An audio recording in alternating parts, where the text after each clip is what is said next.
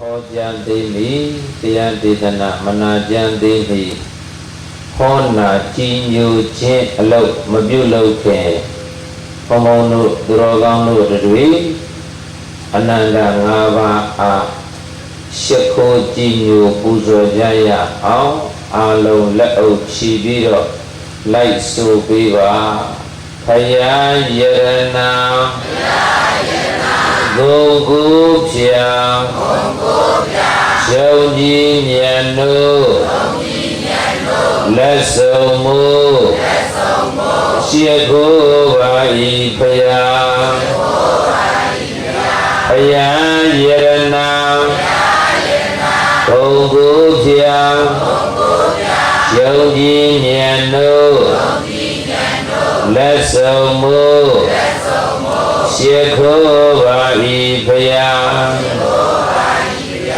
Phaya yarana Gong chao pia Xiao ji mian nu La sou mu Xie ku ba yi phaya Phaya yarana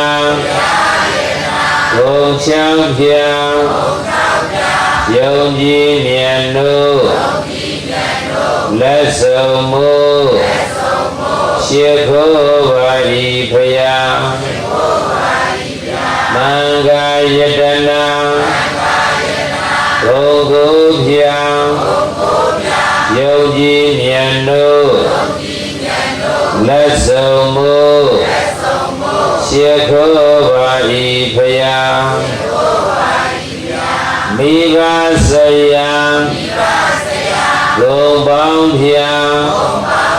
Xiao ji mian nu La sou mu Xie ku ba yi phaya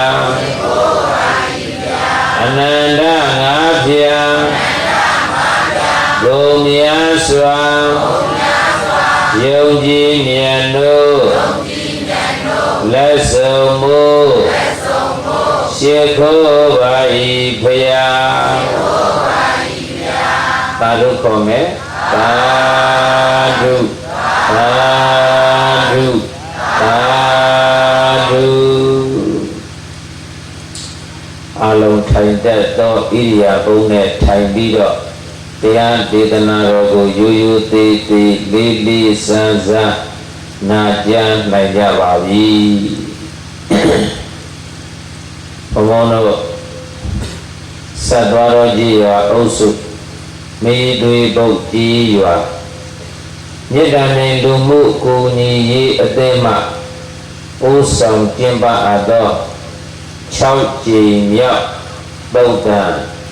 Atho dhamma puja Taya tabema Kine ma pamono Nganya tain tain Taya alu pi lu da chip pare Pamono da nau song nya ba no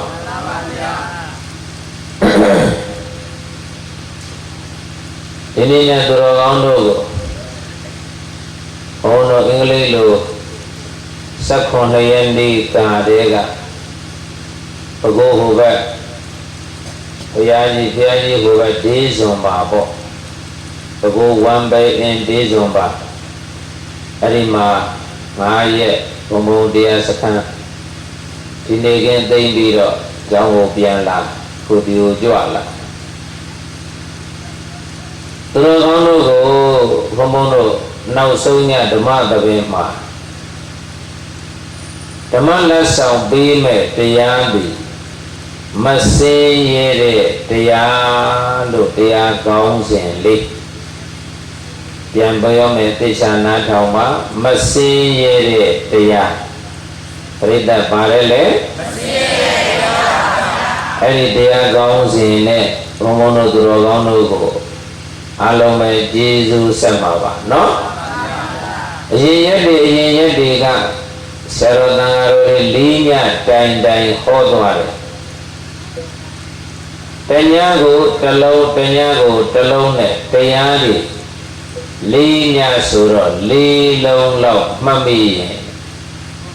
ရိသတ်မကောင်းဘူးလားဆရာတော်တော်ဘာကိုတဏှာကြီးကြော်တော့ကျေးဇူးပြုတာပဲလေအဲ့ဒီတဲကနေကောင်းလို့ရာတွေရှာဖွေပြီးတော့တပားကိုတရားလေးတစ်လုံးတပားကိုတရားလေးတစ်လုံးလေးညဆိုတော့တရားလေးလုံးအဲ့ဒီလောက်မှတ်မိရင်မကောင်းဘူးလားမှန်ပါဗျာတရားနာတဲ့နေရာမှာပြိဿတ်ကိုပြောချင်တာကကံနာနဲ့မနာပါနဲ့ဉာဏ်နာနဲ့နာပါပြိဿတ်ပါတယ်လေကံနာနဲ့မနာပါနဲ့ဉာဏ်နာနဲ့နာပါနော်ကံနာနဲ့နာခဲ့ရင်ပြိဿတ်ရေဘာဖြစ်မလဲလို့ဆိုတော့ကြာဘူးနာဝတွေကြီးပဲဖြစ်ပုံလိုက်မယ်ဟုတ်ပြီနော်ဉာဏ်နာနဲ့နာမှနှလုံးသားရဲ့ရောက်တယ်နှလုံးသားရဲ့ရောက်မှအဲ့ဒီတရားကိုပြန်ပြီးတော့ကျင့်ကြံပွားများအားထုတ်နိုင်တယ်လေကံနာနဲ့နာလို့ကတော့ဘယ်ဘုန်းကြီးကချောတယ်ဘယ်ဘုန်းကြီးကလှတယ်ဘယ်ဘုန်းကြီးကအတန်ကောင်းတယ်ဘယ်ဘုန်းကြီးကအတန်မကောင်းဘူးဘယ်ဘုန်းကြီးအပြင်ဇလန်းလေးကဘလို့အဲ့ဒါကံနာနဲ့နာလိုက်တာလေဟုတ်တယ်မဟုတ်လားကံနာနဲ့နာတာကတော့ခဏပဲပြီးရင်တစ်ရက်နှစ်ရက်သုံးရက်ဆိုပျောက်သွားရောဟုတ်ပြီနော်ဉာဏ်နာနဲ့နာတဲ့တရားဟာဘယ်တော့ခါမှနှလုံးသားထဲမှာမပျောက်ဘူးဒါကြောင့်မလို့နှလုံးသားထဲမှာဘယ်တော့ခါမှတရားတွေမပျောက်အောင်ဒုပရိသတ်ကိုပြောချင်တာကဘယ်တရားဝယ်သွားနာနာဉာဏ်နာနဲ့နာပါတယ်လေဉာဏ်နာနဲ့နာပါဗျာဉာဏ်နာနဲ့နာမှအဲ့ဒီတရားကိုကျင့်သုံးမယ်ကျင့်သုံးမှတော်ကောင်းလို့ရေဥနာတိရေဒုက္ခဘေးကလွတ်မှာမို့လားတရားနာတယ်တရားအထုတ်တယ်တရားထိုင်တယ်တရားတွေကျင့်သုံးတယ်ဆိုတာ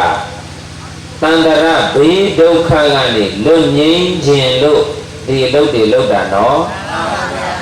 ဒါဆိုရင်တန္တရဘေးဒုက္ခကနေလွတ်ငြိမ်းခြင်းလို့ဒီအလုပ်လုပ်တယ်ဆိုရင်တရားနာတဲ့နေရာမှာဉာဏ်နာလေးနဲ့နာပေးပါဘာနာနဲ့ဉာဏ်နာနဲ့နာပါတိုင်းဉာဏ်နာနဲ့နာတော့သူတော်ကောင်းတို့တွေကိုယ်ကဉာဏ်နာနဲ့နာတော့နာလိုက်တဲ့တရားကကိုမှတ်မိတော့သူများအကျိုးပေးမှလားကိုအကျိုးပေးမှလားကိုပဲအကျိုးပေးမှပါဟုတ်ပြီနော်ပြိဿဒါကြောင့်မလို့ကံနာနဲ့မနာနဲ့ဉာဏ်နာနဲ့နာဟုတ်ပြီနော်တိုင်းဟုတ်ပြီဘုံဘုံကိုဟောမဲ့တရားရဲ့ကောင်းစဉ်ဒီပါတယ်လေမစင်းရဲတဲ့တရားပါတယ်လေဟုတ်ပြီမစင်းရဲတဲ့တရားဆိုတော့ပြောင်းပြန်လိုက်ရင်တခြားလားချမ်းသာတဲ့တရားလားချမ်းသာတဲ့တရားတွေမစင်းရဲတဲ့တရားတွေတို့ဆွေရရှိတောင်းပြတော်ပေါင်းတွေကိုယနေ့ပေးသွားမှာဟုတ်ပြီနော်တရားနာလာတယ်ဆိုတာအလုံးသောသူတော်ကောင်းတို့သိပြီးသားပဲဆင်းရဲဒုက္ခကနေလွတ်ခြင်းလို့အသေးလွတ်ခြင်းလို့အနာလွတ်ခြင်းလို့အိုလွတ်ခြင်းလို့အိုနာပေဒုက္ခဘိယံနေလွတ်တဲ့မျက်နှိဗ္ဗာန်ကိုတွားခြင်းလို့တရားနာလာကြတာလေဟုတ်တယ်မဟုတ်လားအေးတရားနာတဲ့ပုဂ္ဂိုလ်တွေဆရာတော်တွေအများအားဟောပါတယ်နာကိုတောင်းရှိသာရုတိဟောလေအသင်ချီပရိသတ်ထိုက်တဲ့လောက်သိပြီးသားမဟုတ်လားနာကိုတောင်းရှိသာရုတိဟောလေအသင်ချီဟုတ်တယ်မလားတရားနာတဲ့ပုဂ္ဂိုလ်တဲ့နာကိုတဲ့ကိုးကဘာပယ်မလားဘူးတဲ့ဗျာတရားနာတဲ့ပုဂ္ဂိုလ်ဘယ်နှကဘာကိုးကဘာသူတော်ကောင်းတို့ရေဟုတ်တယ်မလား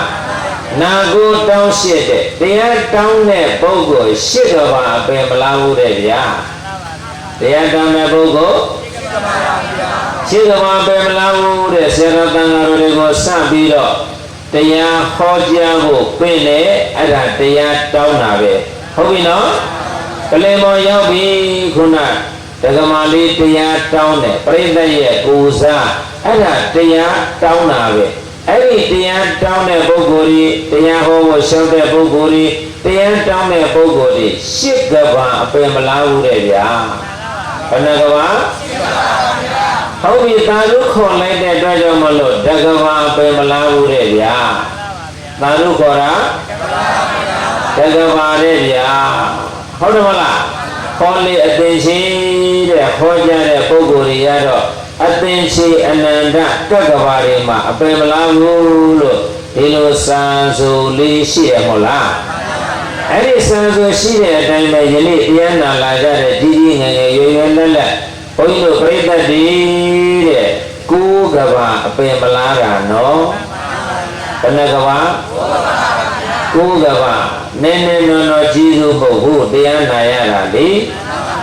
အေးအဲ့ဒီတရားနာရတာနည်းနည်းနော်ကြီးစုမဟုတ်တဲ့ပြင်းတဲ့တရားနာတာလည်းပဲသာသနာပြုတာလေဗျာတရားနာတာတရားမနာစာပိမတေနုဒ္ဓမဆောတိအောင်မပြုဓမ္မနုဓမ္မပฏิပတ်ကွာဤငါပြတိဘုရားသာသနာကွယ်ကြောင်းသည်သာသနာကွယ်ကြောင်း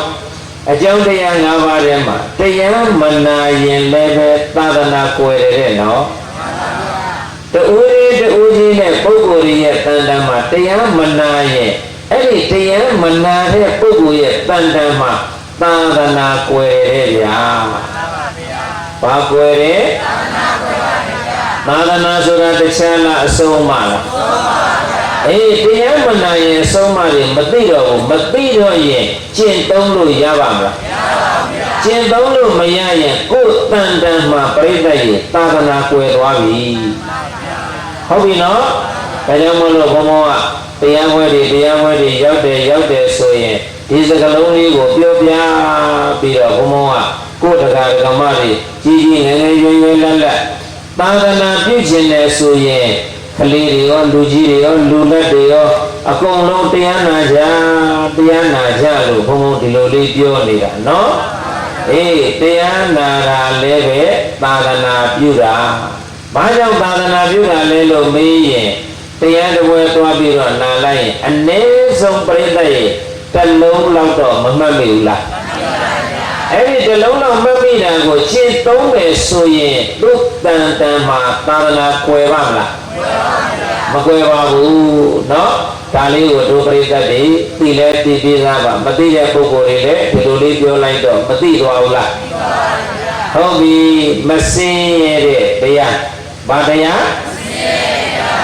ဟုတ်ပြီသင်္ကာလမာတာရဲ့အကြောင်းကိုပြောမှဒုပရိသတ်ကိုလေသင်္ကာလမာတာဆိုတော့သင်္ကာလသရုသားရဲ့အမေဘုရားရဲ့အမေလေသင်္ကာလသရုသားအဲ့ဒီသင်္ကာလသရုသားရဲ့အမေမို့လို့သင်္ကာလမာတာလို့ဒီလိုလေးခေါ်လိုက်အဲ့ဒီပုဂ္ဂိုလ်ကဘုရုဘုဒ္ဓရာဘုရားရှင်ကိုရောင်မြတ်ကြီးရဲ့လက်ထက်မှာတထေးသမီးဖြစ်ပြီးတော့မြတ်စွာဘုရားရဲ့တရားကိုသွမ်းနာခုလိုညာချမ်းကာလပေါ့ဗျာတရားနာသွားတာပေါ့တထေးသမီးတရားနာသွားတယ်မြတ်စွာဘုရားရဲ့တရားတွေကိုနာတယ်နာလဲနာပြီးတော့မြတ်စွာဘုရားနဲ့တရားကိုကြည်ညိုပြီးတော့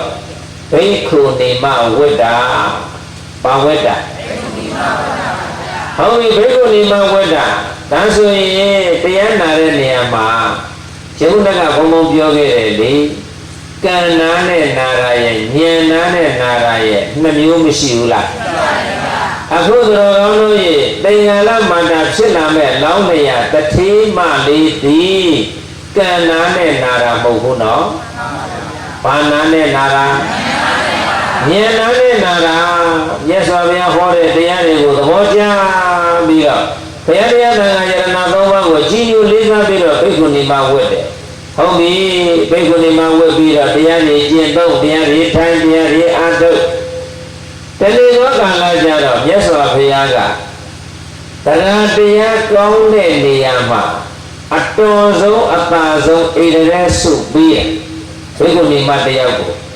ခုလိုတရားဝဲကြီးပေါ့တရားဝဲကြီးမှာဘိက္ခုနီမတယောက်ကို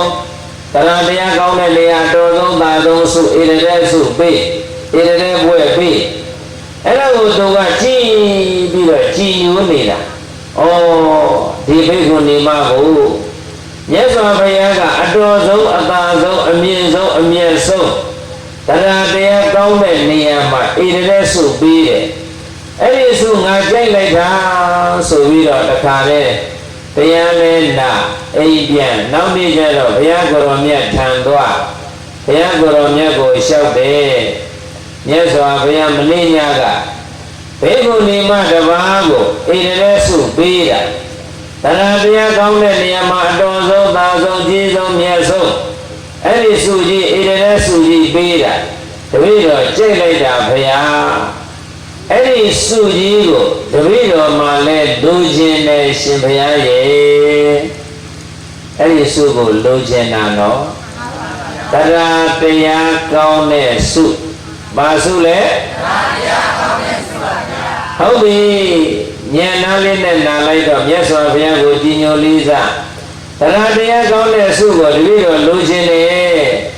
အဲ့ဒီစုကိုလူချင်းတဲ့အတွက်ကြောင့်မလို့ပြည့်စုံရာပြည့်စုံကြောင်းလုံးဝမဲ့အကြောင်းတရားတွေတပည့်တော်ကိုဟောတော်မူပါဗျာလို့အဲ့ဒီဘိက္ခုနီမကလျှောက်တာဗျာ